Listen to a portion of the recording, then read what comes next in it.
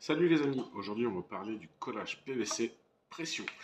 Alors le PVC pression va être utilisé beaucoup pour l'alimentation d'eau, pour les colonnes, dans les immeubles. Donc avant tout on va le couper, donc avec un petit outil fort sympathique que j'aime beaucoup. Ce qui permet de faire les coupes super droites. Et c'est assez rapide. Voilà. Donc on va faire ça dans les règles de l'art, c'est-à-dire dans le respect du DTU.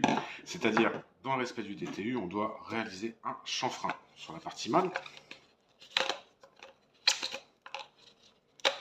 Donc le chanfrein en fait va permettre une bonne pénétration entre la partie mâle et la partie femelle et que la colle passe bien entre les deux et que ça ne fasse pas un bourrelet embuté.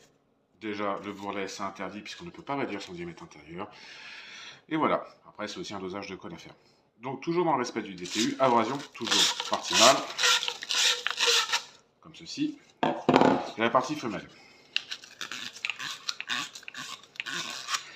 Ensuite on va décaper en commençant par la partie femelle, puisque on peut poser ça à l'intérieur, donc avec le décapant universel de chez Gèbre.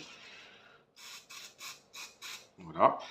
Et après, on finit par notre partie mâle. Donc, on va utiliser aujourd'hui la colle HT+, de chez Gèbre, qui est ici. Donc, c'est une colle couleur verte. Alors, pourquoi elle est couleur verte? Parce que c'est une colle technique, déjà, pour commencer. Et une fois que c'est sec, ça nous permet d'avoir un visuel, en fait, de tous vos raccords que vous avez collés. Tout simplement. Donc la colle HT+, permet de coller PVCC, PVCU pression, PVCU d'évacuation et l'ABS. Donc on pose la colle toujours dans le respect du DTU, c'est-à-dire longitudinalement. Hop, je prends ma partie femelle et on fait la même.